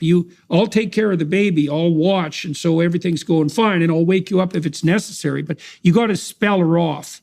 And so you need to make that arrangement. And that's the primary, you know, you think that's how it looks to me, is her primary responsibility is to take care of the baby. And your primary responsibility is to take care of her. And then you have to understand that she's going to be gone from you for like 6 months. And if you can engage in that wholeheartedly, you can get to know the baby, and you can set the stage so that that baby is really well attached to the mother, like firmly, and that'll save you so goddamn much trouble for the rest of your life. You can hardly imagine it, because that initial bonding, that's what provides the scaffold of security, like the physical scaffold of security for that new person. And if that's disrupted, it's real trouble. So, you know, in 6 months, it's not, you know, an instant, but she's going to come back. And then you'll also have, when my son was born, when Julian was born, my daughter, Michaela, was only 1.5 years old. And that's a bit of a tricky age gap, because a 1.5 years old kid still needs her mother quite a lot. And then you have a new baby. And if you have a 1.5 years old kid and then a new baby, the 1.5 years old kid looks like a teenager. It's like, they're not a baby anymore compared to a newborn. And so they can easily get kind of shunted aside, and that can produce a lot of sibling rivalry and jealousy and bitterness and alienation on the part of the older child. So we taught her very early to take care of the new baby, and to understand that if she established a relationship with him, you know, that would be a benefit that she could derive from the new situation. She'd have 3 people to love instead of 2, and that's a good deal. The same applies here in relationship to your wife and the new child. It's like you're going to have to let your wife go for 6 months. But if you're very careful with that, as I'm sure you will be, and you really take care of her, she'll come back to you, and then you'll have this other person, a daughter. You'll never have anybody in your life who loves you as much as your daughter will. Mm-hmm. Like if you do that right, and it'll be the same if you have a son. And that is a bloody good deal. I'll tell you, man, I loved hanging around when my kids were little, I would way rather be with them than anyone else. They were fun. And it helps if you have the right disciplinary structure in relationship to your kids, and you've worked that out with your wife. So I have a rule. It's a very good rule. Don't let your kids do anything that makes you dislike them. And if you discuss that with your wife, and you make that a rule, you can note to each other, that kid's annoying us. That kid's being annoying. And then you can work together and you think, okay, what's annoying? How do we stop it? Because if he's annoying you, he's going to annoy everybody else. And if he's annoying, no one will like him. It's not good for the kid. But if you can get that right, there'll be nothing more enjoyable that you do in your whole life than spend time with your little kids, because they really want to like you more than anything else. And that's a great deal, man. For sure. Yeah. No, I'm definitely very excited for that relationship building. And like you were saying, and luckily in the past, we've had almost a little bit of experience with the flip, where when I got better this year, but in the past when I was a little bit more stressed out about entering a prep, we would communicate before getting into it. In the past, we didn't, but we started to communicate, be like, okay, I'm about to enter a really intense phase of my prep right now. So I just want you to know preemptively, I love you. You're my number one priority. But right now, I may not be able to show you that as much as possible. But I promise afterwards, we will reconnect. We will do everything we can. And also in the process, I will do the best I can. So now that we've practiced that, you mentioned 6 months, it's going to be pulled away. So we've already been communicating, and we will more. And especially you giving this tip, I'll go even talk to her again tonight and be like, I understand that you're going to be stepped away for the 6 months, and give her permission to be there for the baby. And also understand that afterwards we'll reconnect and come back to each other. But rather than finding it out along the way, understanding it before it comes so that we're able to prepare for it and not build any resentment that might come. So the other thing that Tammy and I figured out at that time was because your wife is going to be very preoccupied with this new person, and to the degree that you want to be around your wife, that's going to leave you on the outside. Like that's going to happen. Mm-hmm. And that's also a place where the kind of resentments that tear families apart can start to develop, because you can be resentful about your wife because she isn't there, and then you can be resentful of your daughter because she's taking you away from your wife. And then you'll deny all that because you'll think, well, I'm not the sort of person that could be jealous of a baby. It's like, oh, yes, you are. You definitely are, and so is everyone else. So these things have to be managed. And so one of the things we discovered, this was actually my wife's suggestion, that once, say after that 6-month period where your wife has the wherewithal potentially to attend to you to some degree, let's say, and to want to do that, that's when we started our practice of regular dates. And we have done that for, I don't know how long, 35 years now, like we make dates 2 to 3 times a week, and we've done that for that long. And that's a really smart idea, because one of the things you'll find is that you're going to be way busier than you can possibly imagine once you have this baby, and even more so if you have more kids. Like it's a real threshold transformation, right? Because now you have someone really vulnerable and you are responsible for them. Like it's unlike anything you'll have ever done. Now you're a disciplined guy, so you have a taste of that sort of thing, but it's still, it's a watershed moment. And because you're so busy now, it's easy for your relationship with your wife to become secondary, or even number 11 on a list of 10 priorities, and that's not good. And so my sense is that couples who are embarking on the process of having kids have to make a conscious commitment to placing each other first for some amount of time during the months the weeks and months ahead. You can't just wait around for it to happen because you don't have the bandwidth.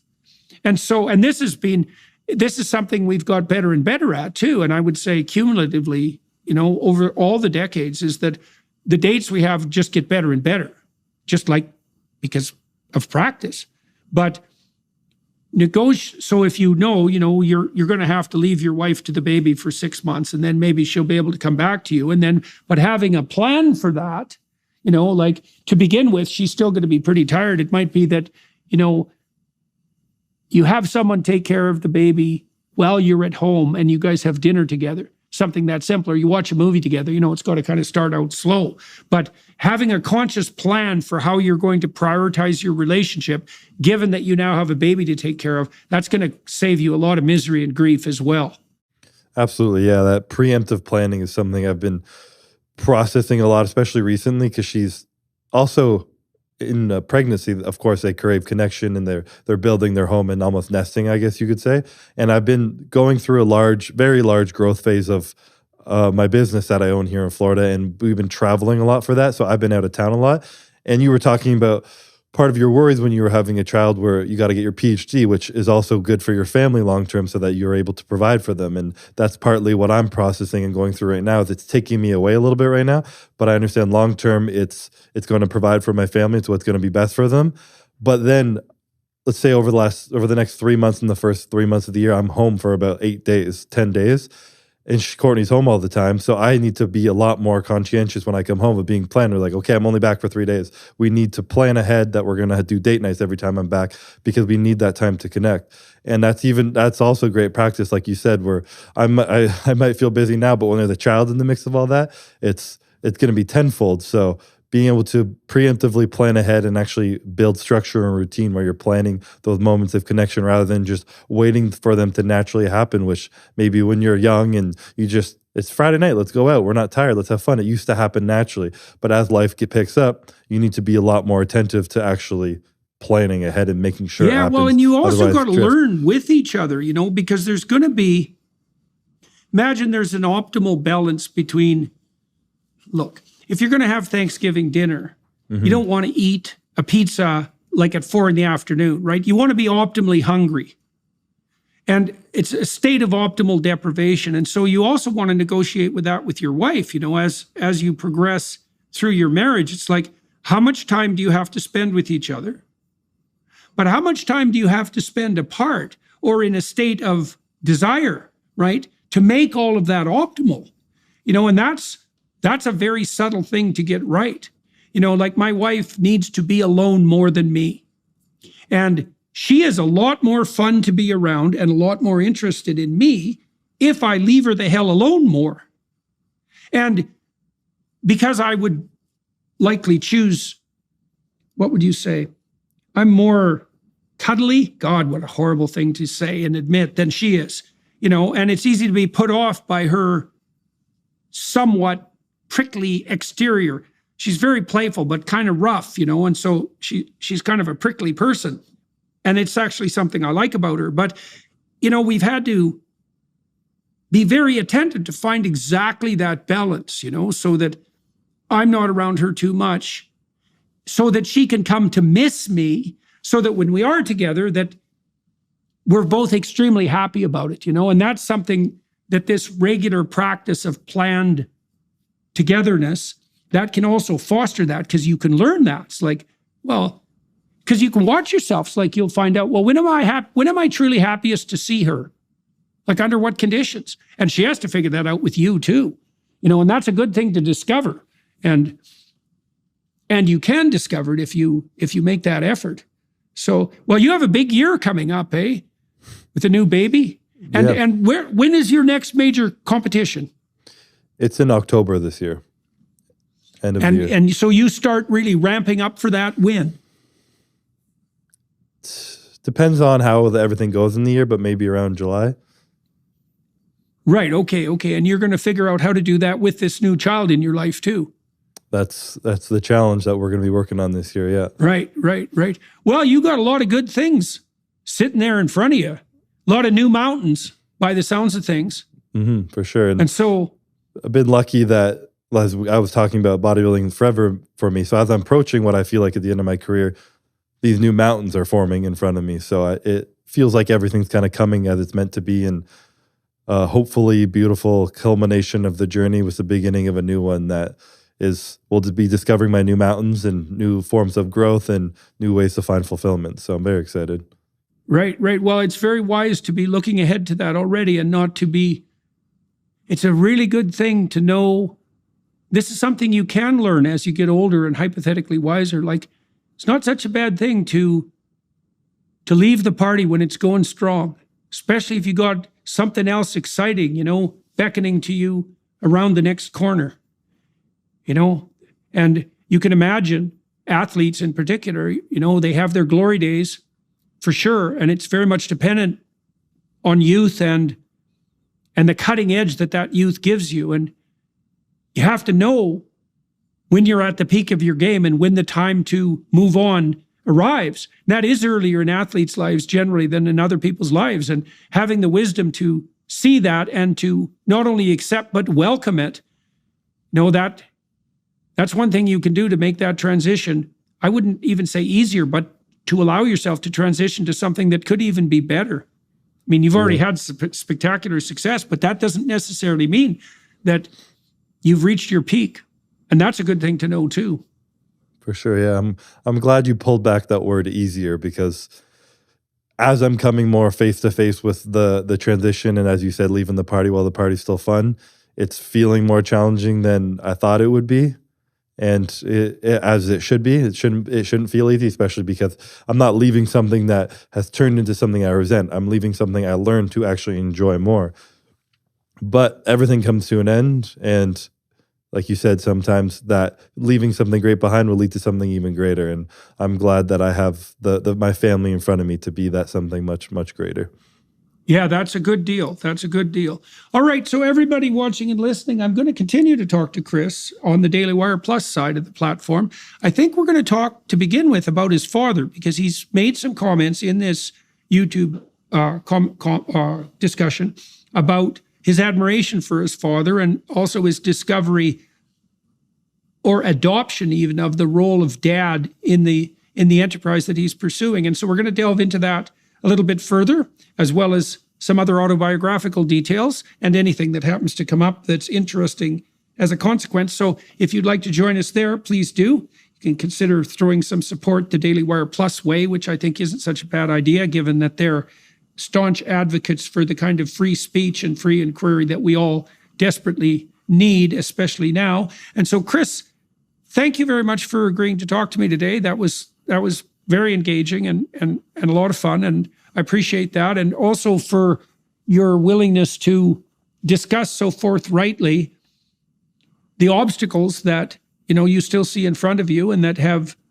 caused you a certain amount of distress that you're busily working to master and overcome. I think it's very useful for people to hear about that sort of thing. So, I think you do people a real service when you are willing to talk so straightly about such things. As you've seen, you've seen the impact that that's had on people. And to the Daily Wire Plus people, thank you. And for the film crew here in Toronto for facilitating this, much appreciated. And to everyone watching and listening, your time and attention is always appreciated and not taken for granted. Ciao, Chris. Good to get to know you, man. Yeah, likewise. I appreciate the conversation. It's been an honor, and you've helped me as well, just talking through things that helps me process and learn. So thank you for this conversation and the previous one-sided conversations we've had listening to over the years. It's an honor to be on this podcast with you. Thank you very much, sir.